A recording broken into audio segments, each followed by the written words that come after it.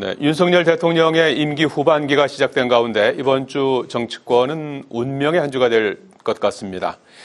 이재명 대표의 선거법 선고를 비롯해서 김건희 여사 특검법이 국회 본회의 상정을 앞두고 있기 때문인데요.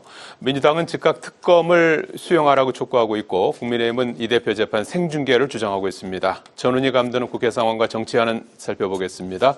집중 토론 정연국 전 청와대 대변인, 배종호 세한대 교수와 함께합니다. 안녕하십니까? 안녕하세요. 네, 안녕하세요. 예.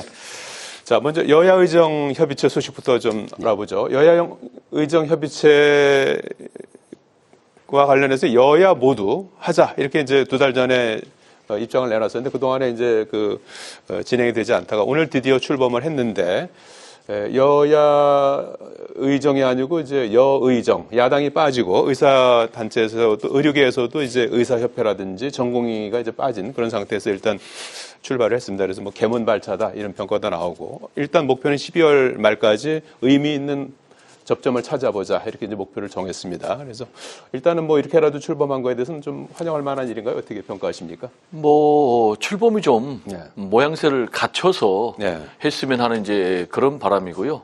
지금 이제 여야를 넘어서 지금 뭐 정부와 그리고 의료계 그래서 의정 갈등이 지금 이제 의료 대란으로 벌어지고 있는 그런 상황 아니겠습니까? 이렇게 된 것은 이제 정부하고 의사 단체가 접점이 안 나오니까 그렇다면 이제 여야 의정 사자 협의체를 통해서 해법을 만들어 보자. 최초로는 이제 민주당 이재명 대표가 주장을 했던 거예요. 이걸 지금 이제 한동훈 대표가 받아서 지금 말씀하신 대로 개문발차 형식으로 출발했는데 그렇다면 이게 대표성이 있어야 되는데 일단 야당이 참석하지 않았고 또 핵심 당사자인 전공의 단체가 참석을 하지 않았단 말이에요. 그렇다면은 의미 있는 결론은 내리기는 어렵다. 다만 변수는 지금 의협회장이 탄핵이 됐거든요. 그래서 이제 비대위 체제로 가거든요. 그래서 새 비대위원장이 누구냐, 어떤 성격의 인물이냐에 따라서 좀 달라질 가능성이 있어요. 새 비대위원장이 만약에 전공의 단체로부터 좀 지지를 받고 정부와 대화를 하자라는 사람이라면 제가 볼 때는 대화에 나설 가능성이 있고 그렇다면은 또 민주당도 함께 참여할 가능성이 있다. 그래서 저는 가능하면 전공의 단체들이 좀 참여해서 야당도 참여해서 여야 의정 협의체가 조만간에 정상적으로 가동이 돼서 좀 해법이 나왔으면 하는 그런 바람인데 모든 국민들도 다 그런 바람이 아닐까 생각이 됩니다. 추가적으로 전공의나 의사단체의 참여가 있어야 이제 성공할 것이다. 이렇게 전망을 해주셨어요. 그렇죠. 오늘 불완전하게 지금 출범은 하기는 했는데 참 아쉬운 것이 야당이 민주당이 참석을 하지 않았다. 참 아쉬운 부분입니다. 더군다나 이제 말씀하신 대로 이재명 대표도 제안을 했고 박찬대 원내대표도 국회 대표 교섭단체 연설에서 국회 본회의장에서 공식적으로 제안을 했던 부분이란 말이죠. 큰 여야 의정협의체에 공식적으로 그렇게 제안까지 해두고서 국민들과의 하나의 약속 아니겠습니까? 그런데도 불구하고 이번에 참석하지 않았다. 참 아쉬운 대목입니다. 전공의 단체 굉장히 중요한데 전공의 단체는 지금 주장하는 부분이 올해 지금 설정된 그 의대 정원 이 부분도 지금 손을 보자는 것 아니겠습니까? 그런데 이제 수시 모집이 거의 끝난 상황이고 지금 절차가 진행 중에 있는 상황인데 이게 가능한지는 어쨌든 뭐 정부하고 대화를 통해서 해결해야 되는 것입니다. 오늘 한동훈 대표도 회의체에서 말씀하시기를 여야 의정 협의체에서 결심되는 부분이 정책으로 바로 연결이 된다 하는 말씀을 하셨는데 이게 이제 사실 정책화돼야 이제 실행 가능한 것이기 때문에 전공의 단체도 좀 참여를 해서 지금 국민들의 우려를 의식을 한다면 참여를 해서 정부와 논의를 해서 좋은 방향으로 풀어나가야 되지 않을까 싶습니다. 12월까지 이제 얼마 안 남았지 않습니까? 그래서 좀 어떤 좀 진전되는 어떤 답이 나오기를 좀 기대해 보겠습니다. 자, 이번 주 금요일이죠. 15일에 이재명 대표 공직선거법 위반과 관련한 1심 선고가 나오지 않습니까?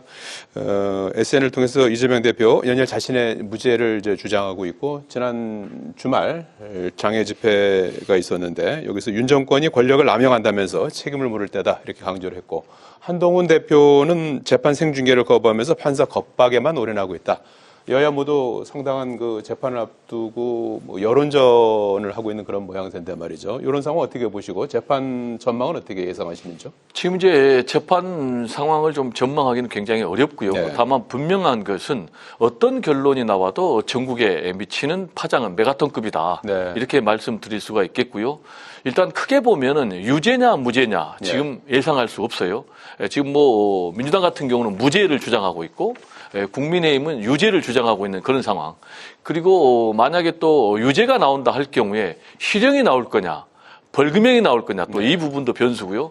벌금형이 나와도 100만 원 이상이 나올 거냐 100만 원 미만이 나올 거냐. 왜냐하면 공직선거법 같은 경우는 이제 100만 원 이상이 되면은 피선거권 박탈당하고 직을 박탈당하게 되거든요. 그렇게 되면은 민주당 같은 경우 일단 430억 원을 물어내야 되고요.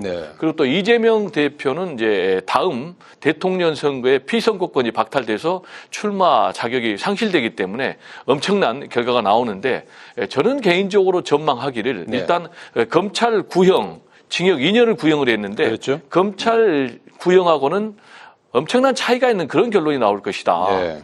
일단 그 이유는 검찰이 좀 너무 무리한 구형을 했다. 최고 양형 기준으로 해가지고 구형을 했거든요. 근데 지금 문제가 되고 있는 것은 지금 발언의 문제거든요. 그러니까 김문기 성남 도계공 1처장을 알았냐 몰랐냐라는 것 관련해서 몰랐다. 근데 이거는 알았냐 몰랐냐는 사실의 영역이 아니고 지금 인식의 영역이다. 그런 이제 평가가 있고 그다음에 이제 국토부로부터 식품연구원 부지를 압력을 받았다라는 것과 관련해서 협박을 굉장히 받았다라고 이제 표현을 했는데 이 부분과 관련해서도 실제로 국토부에서 공문을 여러 차례 보냈고 여기에 대해서 이제 본인이 압박감을 느꼈는데 좀 지나치게 표현했다 이런 부분이니까 이것도 결국 이제 인식의 영역이다. 이렇게 보면 이제 무혐의가 나올 가능성도 이제 있는데 문제가 최근에 이제 법원의 판결 추세가 일단 정치적인 표현의 자유를 폭넓게 인정하는 그런 경향이에요. 구체적으로 최근에 있었던 이제 정읍시장 같은 경우에요. 1심과 2심에서 허위사실 유포를 해가지고 각각 1,000만 원씩을 받았습니다. 근데 대법원에서 결국 이제 무죄 취지의 파기환송을 해가지고 그 이유는 정치적 표현의 자유. 일부 좀 문제가 되는 부분이 있어도 그 정도는 충분히 용인이 된다라는 이유로 결국 무죄 취지의 파기환송을 했기 때문에 저는 개인적으로 보면 상당히 무죄 가능성도 남아있다. 그리고 실형은 무조건 안 나올 것이고 벌금형이 나와도 100만 원 밑의 가능성도 저는 배제할 수 없다. 이렇게 전망을 합니다. 검찰의 구형량 2년과는 상당한 차이가 날 것이다. 저는 그렇게 봅니다. 그렇게 전망을 해주셨습니다. 저는 전혀 다르게 봅니다. 100만 원 이상 나온다고 봅니다. 이게 이제 공직선거법상의 허위사실 유포와 관련된 것인데 허위사실 유포죄가 성립을 하려면 허위의 인식이 필요하거든요. 그러니까 이재명 대표가 허위로 자기가 얘기를 하고 있다는 걸 알면서도 말을 하고 있다는 얘기입니다. 그건 무슨 얘기냐면 두 가지 사안이지 않습니까? 지금 김문기 처장 모른다는 거하고 또 백현동 용도 변경에 대해서 국토부에 협박이 있었다는 부분이거든요. 그러니까 김문기 처장을 모른다 하는 것은 말이 안 되는 것이 김문기 처장과의 인연이 12년입니다. 그리고 이재명 대표가 주장하는 부분은 하위직이기 때문에 모른다 이렇게 얘기했거든요.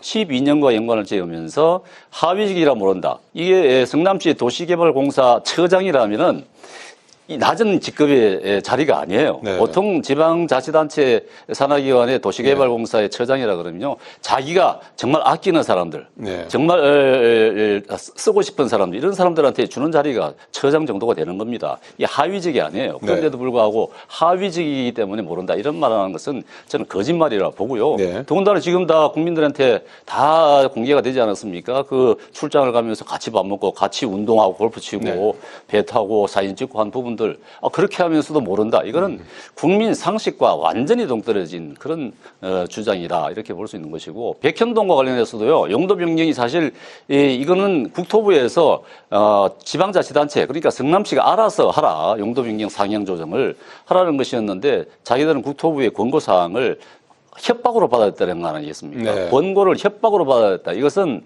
그 당시에 용도 변경이 특혜로 여겨지기 때문에 특정 업체의 특혜로 여겨지기 때문에 그 특혜의 의혹을 자기들이 이제 피해가는 방법으로 국토부에서 협박을 받아서 압박을 받아서 어쩔 수 없이 용도 변경을 해줬다. 이렇게 주장을 하고 있는 것이거든요. 근데 국토부의 공문이 명확하게 이것은 성남시에서 자체적으로 결정할 사안이다 하는 공문들이 분명하게 전달이 된 그런 물증도 있기 때문에 이것은 피해가기 힘들다고 보여집니다. 알겠습니다.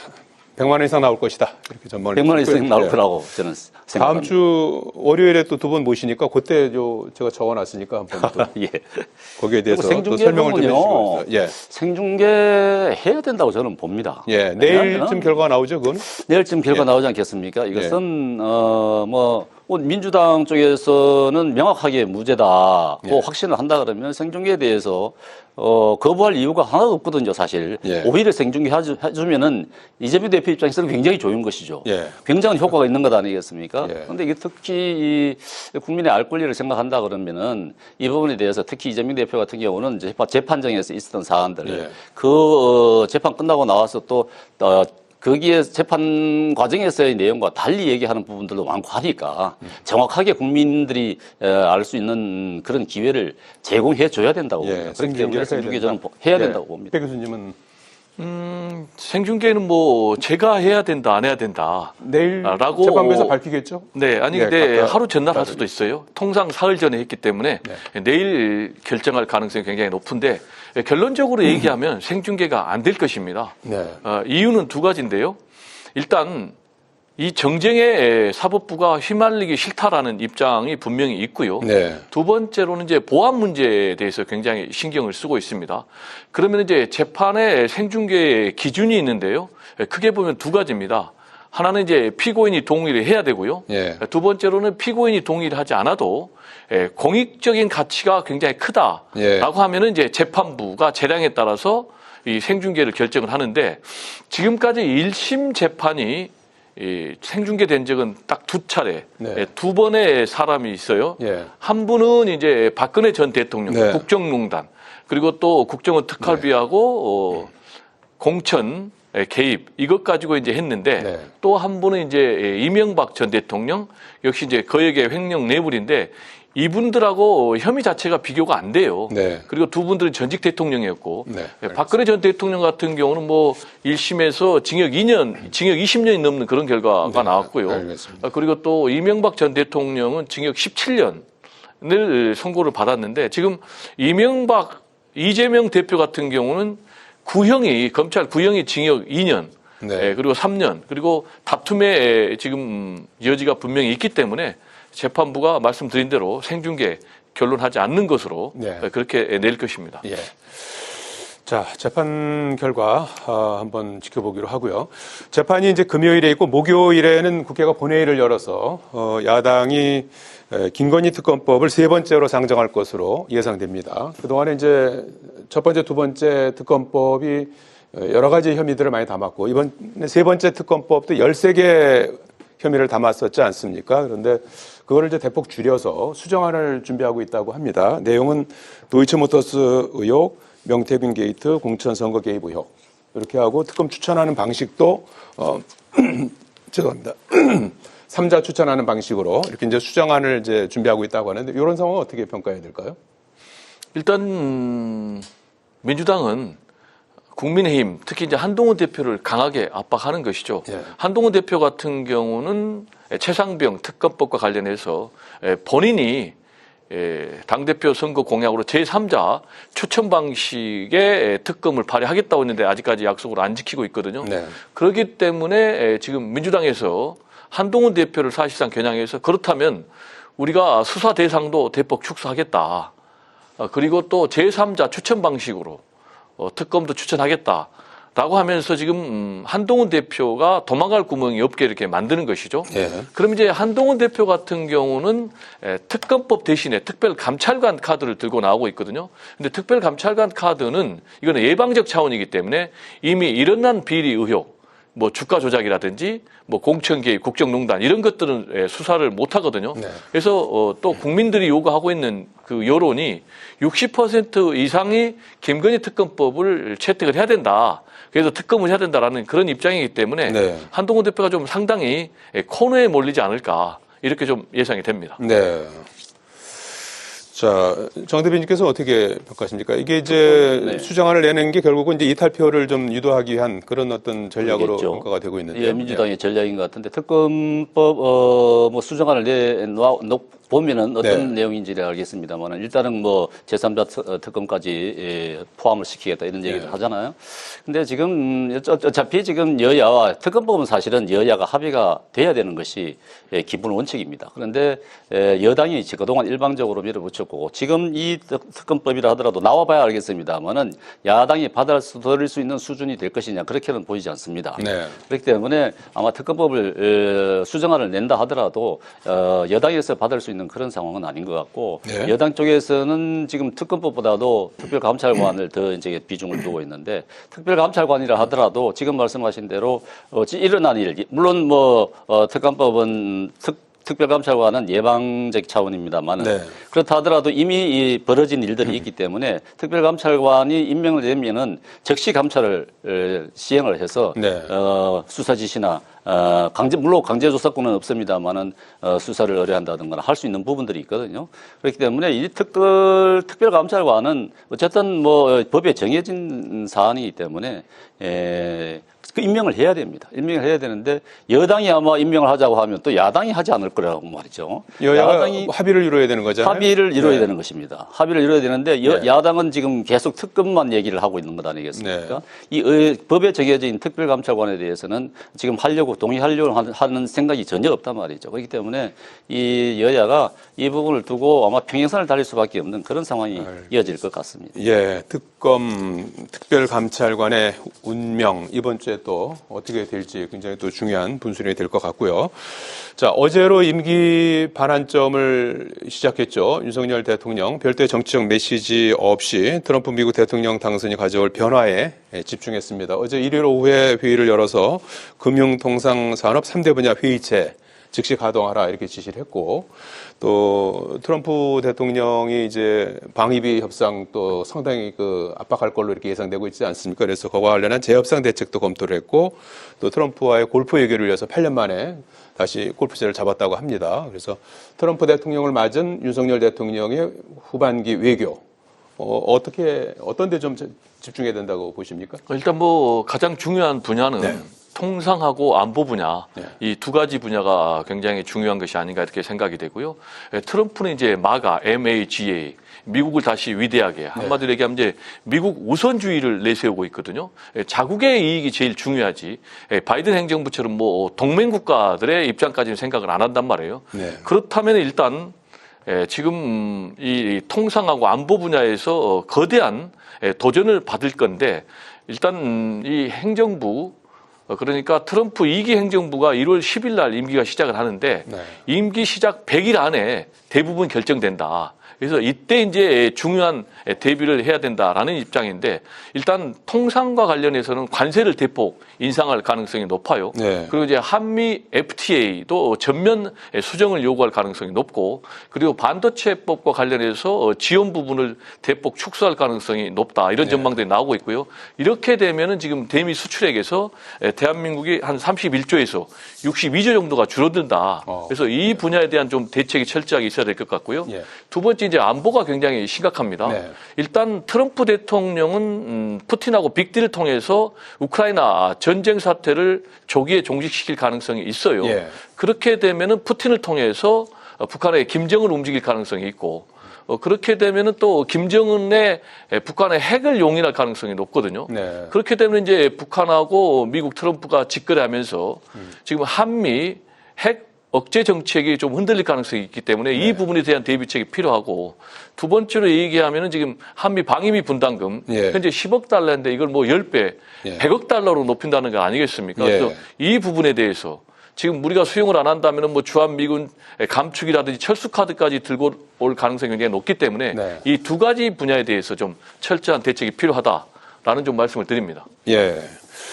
뭐 통상 안보 분담금 문제 어느 거 하나 쉬운 일이 아닐 것 같은데요. 네, 어제 예. 그렇죠. 어제 협의체는 시의적절하게 잘 개최를 하고 충분한 논의가 이루어졌을 것으로 생각이 됩니다. 사실 지금 가장 이제 외교 분야에서 이제 고려해야 될 부분이 우크라이나 전쟁이지 않겠습니까? 예. 어제 이제 트럼프 대통령하고 푸틴 대통령하고 통화를 했다고 하는데 이 부분에 대해서 트럼프와 관련된 이제 외교 정책의 변화 이 네. 부분에 대해서는 우리가 정말 면밀하게 대처를 해야 되는 것이 맞습니다. 그렇기 때문에 이제 아마 12월 말 개각, 뭐 12월 말 또 대통령실 개편 뭐 이런 네. 얘기들이 나오는데 트럼프 대통령의 2기 내각과 관련된 거기에 대한 대응 차원에서라도 그와 관련된 인물들로 개편을 진행하는 것이 바람직하지 않나 싶습니다. 네. 더군다나 지금 이제 이게 오늘 뭐 골프채 얘기도 골프채를 윤 대통령이 골프채를 8년 만에 잡았다 이런 얘기도 나오는데 네.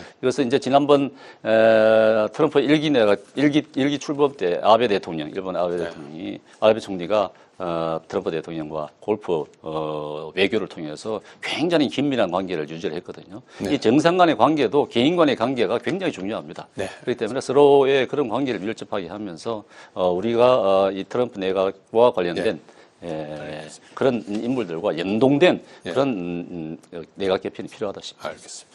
국내뿐 아니라 국외 급변하는 정세 잘 대비하는 그런 태세가 필요할 것 같습니다. 여기까지 듣겠습니다. 고맙습니다. 네, 감사합니다.